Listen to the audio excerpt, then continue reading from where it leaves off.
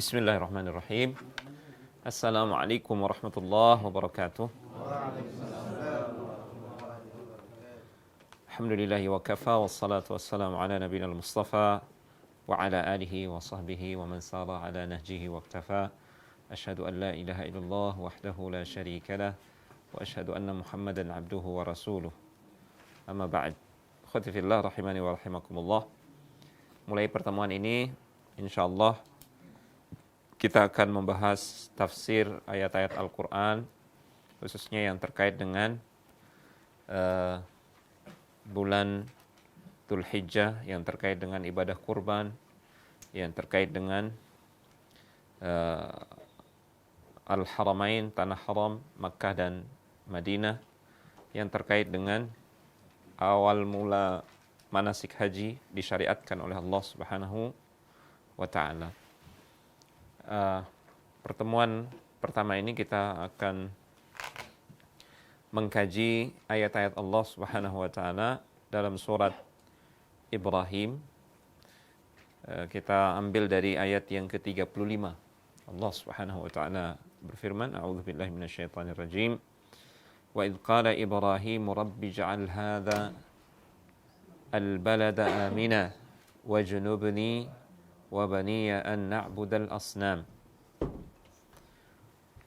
Dan ingatlah ketika Ibrahim alaihissalam berdoa, Rabbi ja'al hadha al-balada amina wajnubni wa baniya an na'budal asnam. Ya Rabb, jadikanlah negeri ini, al-balad, maksudnya Makkah, aminan, negeri yang aman, wajnubni, jauhkan aku, wa baniya, dan anak-anakku, an na'budal asnam, jangan sampai kami menyembah berhala, menyembah selainmu ya Allah. Ini doanya Nabi Ibrahim. Ayat berikutnya, ayat yang ke-36, beliau berdoa, Rabbi innahunna adlalna katsiran minan nas, faman tabi'ani fa innahu minni, wa man 'asani fa innaka ghafurur rahim. Ya Allah, wahai Rabb, sesungguhnya berhala-berhala itu sudah banyak sekali menyesatkan manusia.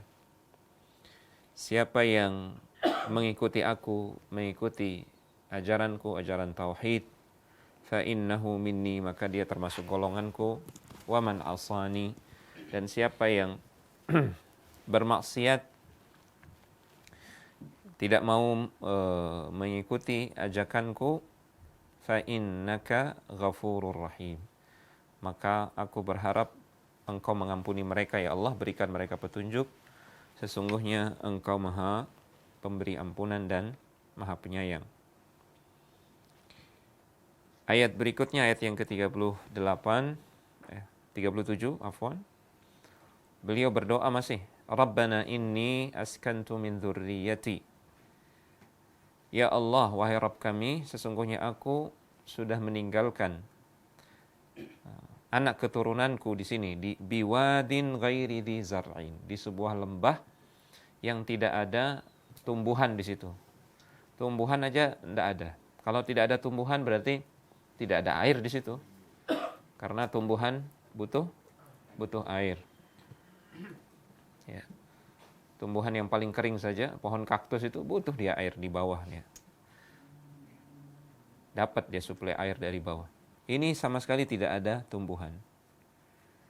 Inda baitikal muharram. Namun lembah ini adalah tempat rumahmu yang mulia, yang agung, yang haram, tanah haram. Rabbana liyuqimus salata. Aku tinggalkan mereka di sini, ya Allah, di tempat yang tidak ada orang, tidak ada tanaman, tidak ada air, tidak ada kehidupan, liyuqimus salata, untuk menegakkan salat, untuk taat kepada Engkau ya Allah, karena ini perintahmu ya Allah. Maka faj'al af'idatan minan nasi tahwi ilaihim, jadikanlah hati-hati manusia condong kepada mereka. Ya, kita lihat sendiri negeri Mekah yang tandus, kering, tidak ada kehidupan, sekarang hati manusia ingin ke sana semua. Orang yang baru pulang dari tanah suci itu, ya, baru nyampe di ke tanah air, pengen balik lagi dia ke sana. Ini jawaban dari doanya Nabi Ibrahim. Dikabulkan doanya Nabi Ibrahim. Warzuqhum minats tsamarati la'allahum yashkurun. Berikan mereka rizki berupa buah-buahan agar penduduknya bersyukur. Ya, makanya di sana itu subhanallah.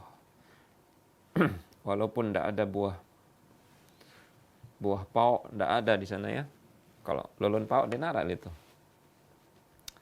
Buah. Iya. Buah pepaya, tidak ada kita lihat. Tapi di situ justru buah-buahan paling murah di situ. Ya, segar. Semua musim ada buah-buahan di situ. Ajaib betul. La'allahum yashkurun, agar mereka bersyukur kepada Engkau ya Allah. Rabbana innaka ta'lamu ma nukhfi wa ma nu'lin. Wahai Rabb kami, sesungguhnya Engkau Maha mengetahui apa yang kami sembunyikan dan apa yang kami ungkapkan, apa yang kami perlihatkan. Wa ma yakhfa 'ala Allahi min syai' fil ardi wala fis sama. Tidak ada yang tersembunyi bagi Allah Subhanahu wa taala di langit maupun di bumi, tidak ada. Ya. Ini doanya Nabi Ibrahim alaihissalam. Ceritanya itu ketika beliau berdoa ini ketika beliau meninggalkan Hajar dan Ismail. Ismail ketika itu masih menyusui. Jadi dalam ceritanya ketika dia pergi hijrah dari negeri Babil, negeri Irak,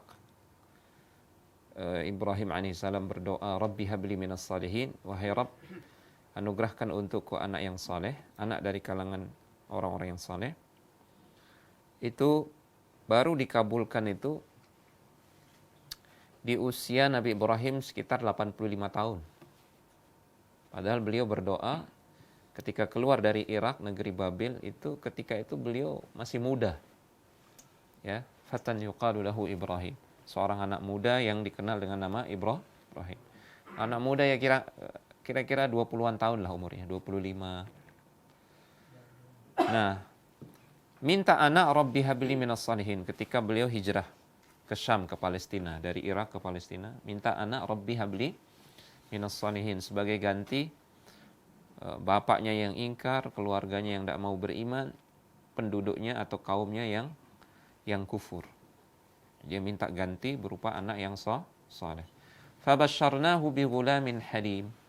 Maka kami berikan kabar gembira kepada Ibrahim akan lahirnya seorang anak yang memiliki sifat halim, sangat penyabar, sangat tunduk taat kepada Allah Subhanahu wa taala. Nah, disebutkan oleh para ulama dalam kitab tafsir, lahirnya Ismail itu di usia Ibrahim sudah 85 tahun. Bayangkan, lama sekali. Tapi sudah dikasih kabar gembira oleh Allah akan lahir seorang anak. Ya, tidak tahu kapan lahirnya, di mana lahirnya, tidak tahu Nabi Ibrahim. Ya.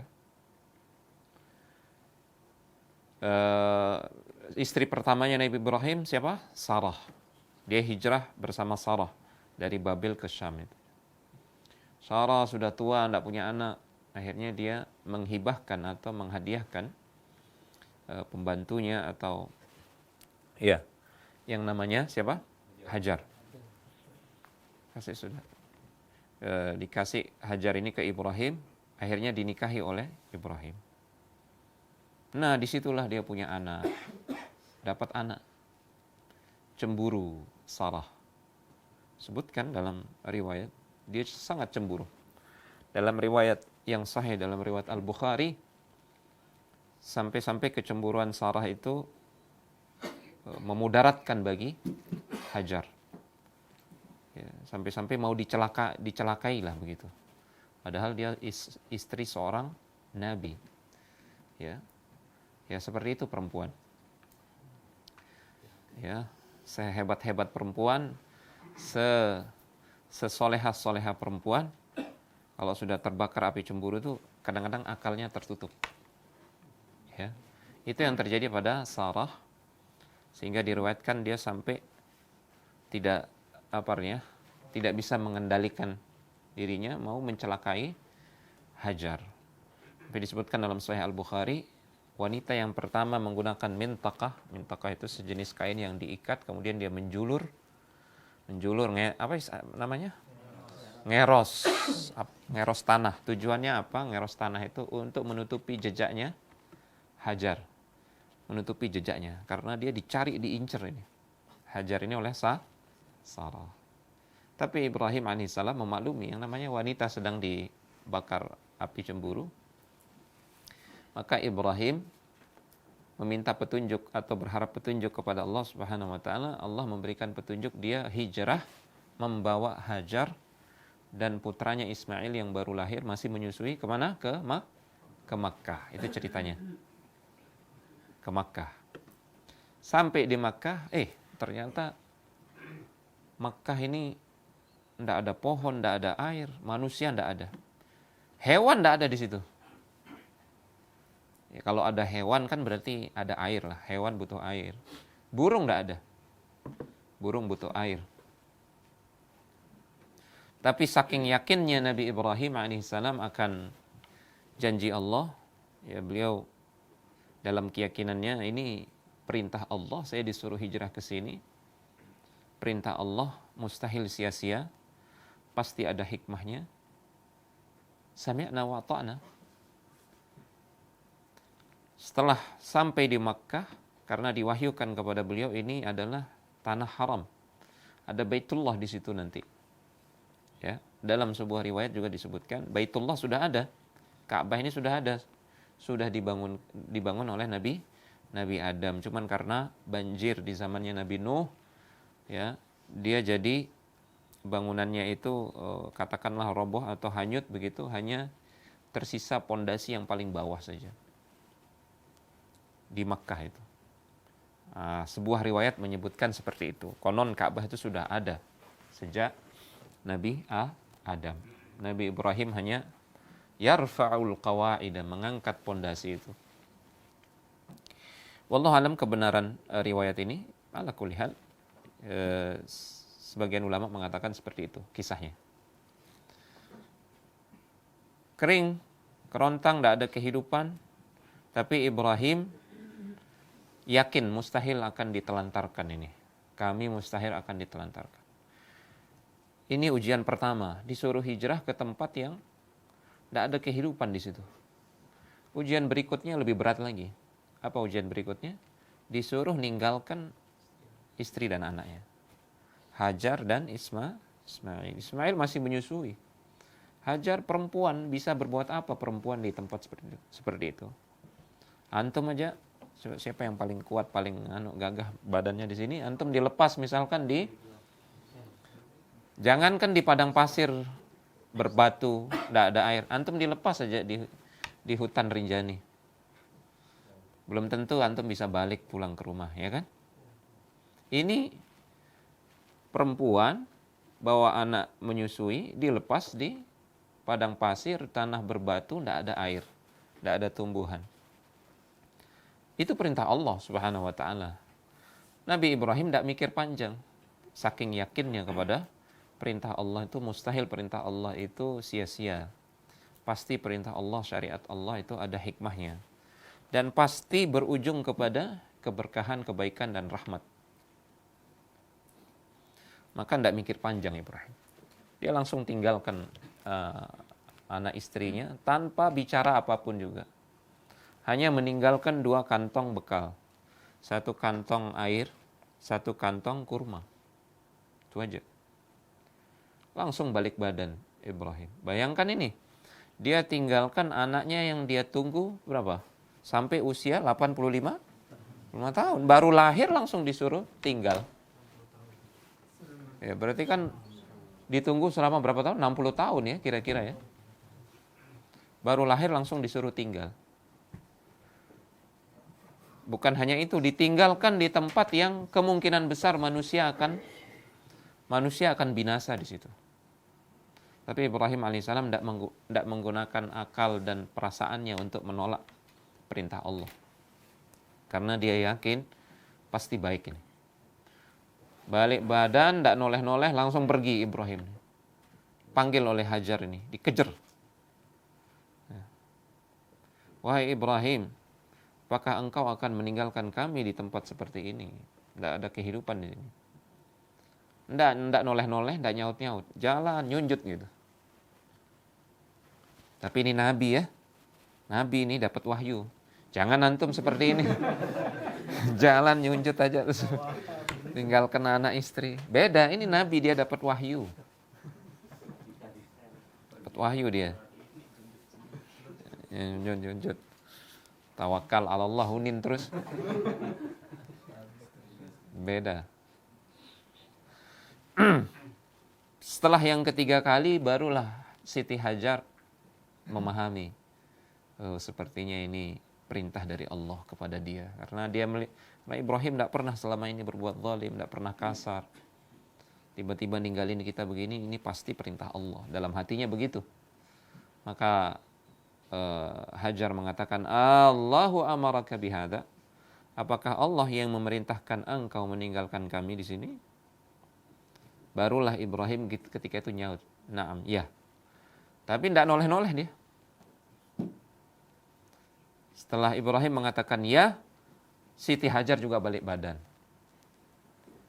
Rupa-rupanya dia juga tidak kalah kuat keyakinannya. Seperti Ibrahim alaihissalam, dia mengatakan, idzan lan yudayyi'ana, lan yatrukana. Kalau seperti itu, berarti sudah, tinggalkan sudah, kami tidak apa-apa. Insya Allah Allah tidak akan menelantarkan kami di sini.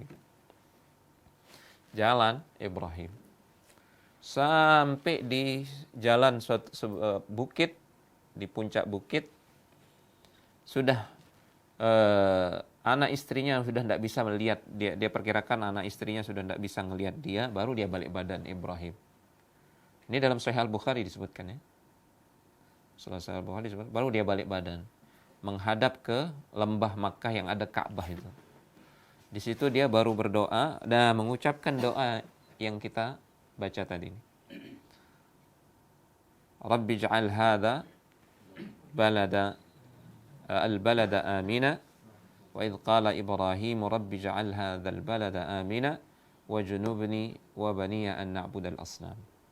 Ya Allah, jadikanlah al-balad, negeri ini, negeri yang aman. Wa junubni, jauhkan aku, jauhkan anak keturunanku dari penyembahan kepada selainmu, kepada penyembahan kepada selain berhala. Kalau kita lihat ayat-ayat sebelumnya itu berbicara tentang keburukan agama kaum musyrikin. Ya. Allah berbicara di ayat-ayat sebelumnya tentang bukti bahwasanya tidak ada yang berhak untuk diibadahi kecuali Allah. Nah, ini Allah berfirman seperti itu kepada Nabi Muhammad. Ya, Allah tunjukkan bukti-bukti tidak ada yang berhak untuk diibadahi kecuali Allah. Nah, setelah itu baru Allah kisahkan ini, kisah Ibrahim ini. Lihat Ibrahim. Ya, ujiannya begitu besar. Yang dia minta adalah jangan sampai dirinya dan anak keturunannya berbuat syirik. Nah, ini ada pelajaran di sini, jamaah. Kira-kira berani kita mengatakan bahwasanya iman kita setara dengan Ibrahim alaihissalam? Tidak ada yang berani. Ya. Beliau ulul azmi minar rusul, bahkan termasuk Khalilur Rahman. Hanya 2 nabi yang dijadikan khalil, kekasih oleh Allah Subhanahu wa taala. Khalil itu derajat mahabbah yang paling tinggi, al-khullah. Ya. Innallaha qad ittakhadhani khalilan kama ittakhadha Ibrahim khalila. Nabi Muhammad sallallahu alaihi wasallam bersabda, sesungguhnya Allah Subhanahu wa taala sudah mengangkat aku sebagai khalil, derajat yang paling tinggi. Sebagaimana Ibrahim sudah dijadikan oleh Allah sebagai khalil, kekasihnya. Kendati demikian, lihat Ibrahim sendiri berdoa minta supaya dirinya dan keturunannya dijauhkan dari syirik. Ya. Kalau kita pikir-pikir, iman sekelas imannya Ibrahim ya mustahil lah buat kesyirikan, ya mustahil. Tapi beliau tetap minta. Makanya termasuk kekeliruan yang sangat besar ketika kita mendakwahkan tauhid, kemudian ada yang mengatakan tauhid aja gitu. Kita kan sudah jadi orang Islam kita ini. Mustahil lah kita akan berbuat kesyirikan. Ada orang yang berkata seperti itu. Nah, kalau ketemu orang yang berkata seperti ini orang yang tidak mengerti keagungan tauhid. Dan secara tidak langsung menganggap dirinya lebih baik daripada Ibrahim alaihissalam. Ibrahim aja minta supaya dia dan keturunannya tidak berbuat syirik. Akhirnya terbukti, ya, kaum muslimin banyak jatuh dalam kesyirikan, tidak ada yang mengingkari kecuali segelintir orang aja yang dianggap biasa. Orang tawaf di kuburan kemudian minta kepada penghuni kubur, ya, tawassul tabarruk kepada penghuni kubur dianggap biasa, dianggap bukan perbuatan yang bisa menjerumuskan kepada syirkun akbar, ya. Jadi kalau Ibrahim saja minta dilindungi dari kesyirikan, kita harus lebih-lebih lagi, lebih sering gitu. Nabi kita Muhammad SAW selalu berdoa apa? Apa doa beliau? Allahumma inni a'udzubika an usyrika bika wa ana a'lam wa astaghfiruka lima la a'lam. Hafal ini doanya? Keterlaluan kalau tidak hafal nih, karena Nabi aja berdoa dengan doa ini. Masa kita tidak berdoa dengan doa ini? Nabi yang sudah dijamin dosanya diampuni, yang lalu maupun yang akan datang, ini masih berdoa seperti ini. Ya Allah, aku berlindung kepadamu dari kesyirikan yang aku ketahui, dan mohon ampun kepadamu dari kesyirikan yang aku tidak ketahui atau tidak sadari. Kalau Nabi saja berdoa seperti itu, masa kita tidak? Berarti kan keterlaluan kita menganggap diri kita ini sudah dijamin selamat. Karena kita tidak tahu akhir hayat kita, ikhwah. Tidak kita tahu akhir hayat. Banyak orang murtad sekarang. Bahkan di akhir hayatnya dia murtad. Jangan merasa aman selalu di atas keimanan dan ketaatan, ini yang bahaya, ini dosa besar. Merasa aman. Afa aminu makrallah fala ya'manu makrallahi illa al-qaumul kafirun atau qaumul khasirun. Ya. Apakah mereka merasa aman dari makarnya Allah? Tidak ada yang merasa aman dari makarnya Allah Subhanahu wa taala kecuali orang-orang kafir atau orang-orang yang merugi. Baik. Bahkan sampai Allah jelaskan di situ kepada Nabi Muhammad SAW, lihat Ibrahim, dia sampai mengatakan, Rabbi innahunna adlalna katsiran minan nas. Lihat Ibrahim, dia sampai mengatakan berhala-berhala itu banyak sekali menyesatkan manusia, karena dialami sendiri oleh Ibrahim, ya kan? Kaumnya itu menyembah kepada selain Allah, bapaknya menyembah kepada selain Allah, bahkan dia bapaknya yang bikin patung itu, Azar. Kok bisa seperti itu? Kok bisa orang menyembah sesuatu yang sudah mati? Ini realita. Jangankan orang nyembah patung, orang nyembah pantatnya sapi banyak. Ditunggu-tunggu kotoran sapi sama air kencingnya itu. Seperti itulah iblis, syaitan mempermainkan akal manusia. Padahal mereka orang yang kalau diperiksa sama dokter jiwa sehat mereka. Tapi seperti itulah terjadi di depan mata kita. Bahkan orang-orang yang berbuat syirik ini juga banyak orang yang pintar-pintar, profesor, doktor, apa segala macam. Datang ke dukun, datang ke paranormal. Padahal luar biasa gelar pendidikan mereka. Tapi seperti itulah. Rabbi innahunna adlalna katsiran minan nas. Ibrahim mengatakan seperti itu. Sungguhnya berhala-berhala itu atau segala sesuatu yang diibadahi selain Allah banyak menyesatkan manusia. Apa buktinya banyak? Sekarang mana banyakkan orang kafir atau orang muslim? Lebih banyak orang kafir. Lebih banyak orang kafir. Ya, menurut data ada 7 miliar manusia sekarang, hanya 1,5 miliar orang Islam. Itu pun orang Islam, ya KTP-nya lah. Kita tidak tahu hakikatnya. Di sisi hanya Allah yang tahu. Siapa yang benar-benar beriman, muslim, dan siapa hanya pengakuan Islamnya. Artinya sedikit gitu loh. Orang yang beriman bertauhid itu sedikit. Jangan, dan dari sunnatullah seperti itu. Ya. Sunnatullah seperti itu. Rabbana inni askantu min dzurriyyati biwadin ghairi dzi zar' 'inda baitikal muharram. Ya Allah, aku tinggalkan anak-anakku, keturunanku di lembah yang tidak ada tumbuhan.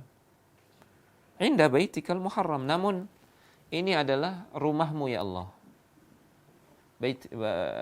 Baitukal muharram.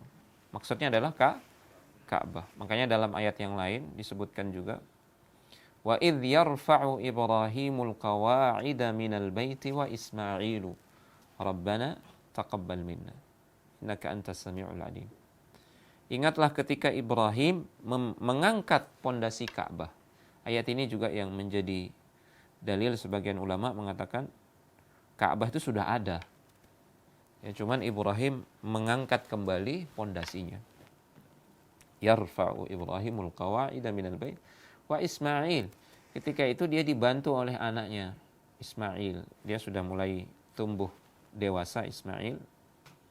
Jadi ceritanya setelah ditinggal Hajar dan Ismail ini, kita tahu baru dijenguk lagi oleh Ibrahim setelah dia sudah sudah tumbuh dan sudah muncul mata air di situ, air Zam-Zam. Setelah ditinggal oleh Ibrahim pertama kali, sedikit demi sedikit habislah perbekalan 2 kantong tadi, air dan kurma. Setelah habis, otomatis ibunya Hajar ini tidak bisa dapat konsumsi makanan ya. Otomatis air susunya kering. Tidak ada produksi ASI, tidak ada. Kehausanlah Ismail, meronta-ronta, bahkan disebutkan hampir mau mati. Nah, disitulah Hajar dia tidak tega lihat anaknya. Karena tidak tega lihat anaknya, dia tinggalkan anaknya, dia berlari ke bukit Sofa. Dia lihat tidak ada orang. Dia lihat kayak ada air di bukit Marwah. Padahal itu Fata Morgana istilah. Fata Morgana ini bahasa Sasak, Fata Morgana? Tahu Fata Morgana itu ya? Kalau kita di pasir panas itu kayak kelihatan ada air. Dia lihat kayak ada air di Marwah itu. Dia lari turun. Dia turun ke bawah. Kemudian ada di antara Safa dan Marwah itu agak landai begitu, agak enak kalau jalan di situ. Di situ dia lari. Makanya disunnahkan sampai hari ini menjadi sunnah dalam ibadah sa'i. Kalau kita sa'i itu nanti ada dikasih tanda, ada lampu hijau. Di situ kita lari. Ya. Sunnah lari. Ya, berlari-lari kecil. Karena dulu Siti Hajar berlari-lari kecil di situ. Naik dia ke Marwah, ternyata tidak ada air. Dia balik lihat lagi ke Safa, di situ kayak ada air gitu.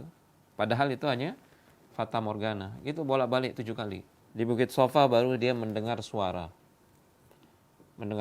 Setelah dia noleh ternyata suara itu bersumber dari dekatnya Ismail. Seorang laki-laki, sebutkan itu dalam riwayat Sahih Al-Bukhari, dia malaikat Jibril. Dia sedang menghentakkan tanah dengan tumitnya, atau disebutkan dalam riwayat dengan sayapnya. Dia pecahkan tanah itu, tiba-tiba muncul air. Setelah dia lihat air, larilah Siti Hajar ini, kemudian dia bendung. Dia buat kayak telaga gitu, kolam. Kenapa dia buat kolam seperti itu? Takut airnya hilang, habis. Ya, dia isi kantongnya, dia buat kolam begitu. Nabi SAW bersabda, Yarhamullahu umma Ismail. Semoga Allah merahmati Ummu Ismail, Siti Hajar. Andai kata kalau dia tidak bikin kolam, niscaya air Zam-Zam itu akan jadi sungai yang mengalir di Jazirah Arab. Tapi qadar Allah, ya. Akhirnya tinggal di situ Siti Hajar dan Ismail. Dan dia minum hanya dari Zam-Zam. Tidak ada makanan, ya? Kurma sudah habis. Hanya zam-zam. Tapi Allah berikan keberkahan sumur zam-zam itu. Ta'amu tu'min. Sumur zam-zam itu juga bisa mengenyangkan. Bahkan orang tidak perlu makanan tuh bisa hidup dengan sumur zam-zam itu. Sebutkan sahabat, kalau tidak salah Abu Dzar Al-Ghifari, ketika beliau mau ketemu Rasulullah SAW, tapi khawatir ditahu sama orang musyrikin, dia sembunyi-sembunyi.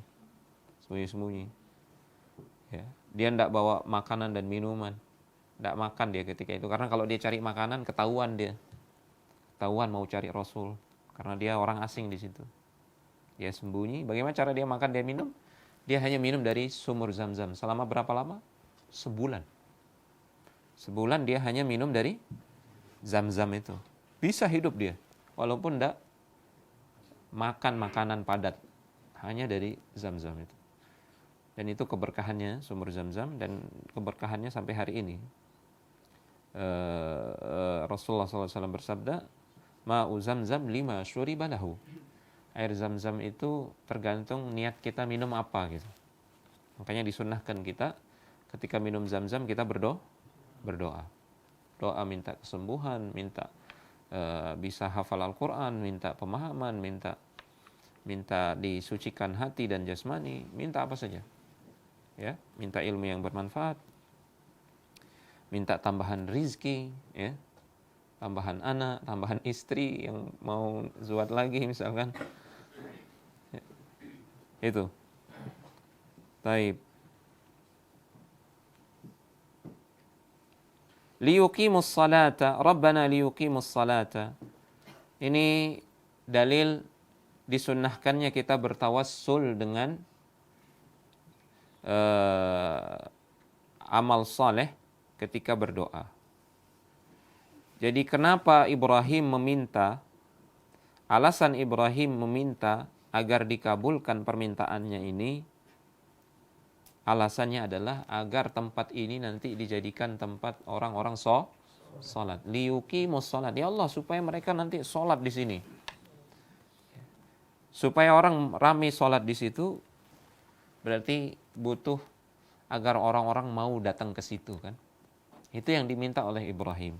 Makanya dia berdoa, Faj'al af'idatan minan nasi tahwi ilaihim. Jadikanlah hati-hati manusia condong, ingin atau rindu untuk datang ke tempat ini gitu. Itu apa? Liyuqimus salat. Supaya mereka melakukan ketaatan kepadamu ya Allah, ibadah kepadamu, ibadah salat. Antum kalau mau berdoa dikabulkan pakai cara ini juga. Ya, pakai cara ini. Ya Allah, misalkan, berikan saya rizki yang halal, yang berkah. Untuk apa? Untuk saya kasih makan anak istri saya, supaya istri saya bisa melahirkan anak yang soleh, supaya anak saya jadi anak yang soleh, anak yang pinter, supaya anak saya fokus belajar misalkan, fokus menghafal Al-Quran, tidak pusing-pusing dia dengan makan minumnya. Ini cara berdoa yang dilakukan oleh para Nabi, termasuk salah satu cara bertawassul kepada Allah Subhanahu wa taala. Menyebutkan alasan kenapa Allah perlu mengabulkan doa kita. Sebutkan alasannya. Ya.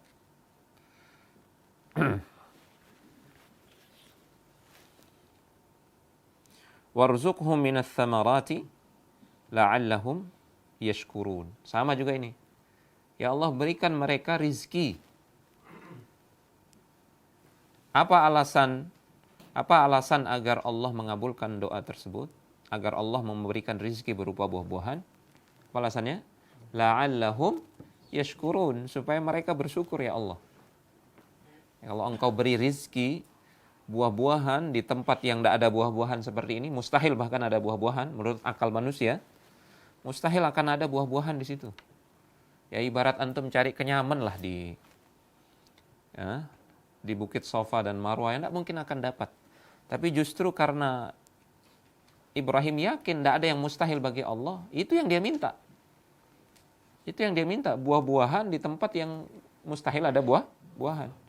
Supaya kenapa ya Allah? Supaya mereka bersyukur nanti. Di tempat yang mustahil ada buah-buahan, kok ada buah-buahan? Oh, ini pasti dari Allah.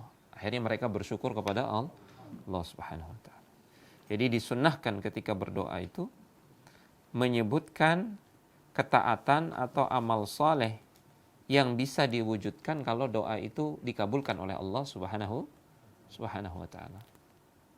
Contoh tadi, antum minta diberikan rizki oleh Allah, antum sebutkan untuk apa? Saya mau haji ya Allah, saya mau umroh, saya mau umrohkan orang tua saya gitu misalkan. Itu alasan kenapa Allah perlu mengijabah doa tersebut. Ini sunnah dalam berdoa, bahkan termasuk salah satu cara bertawassul agar doa kita dikabulkan oleh Allah Subhanahu wa taala. Ya, mungkin hanya ini yang bisa kita kaji dari ayat-ayat Allah Subhanahu wa taala ini. Insyaallah nanti kita akan ambil ayat-ayat yang lain.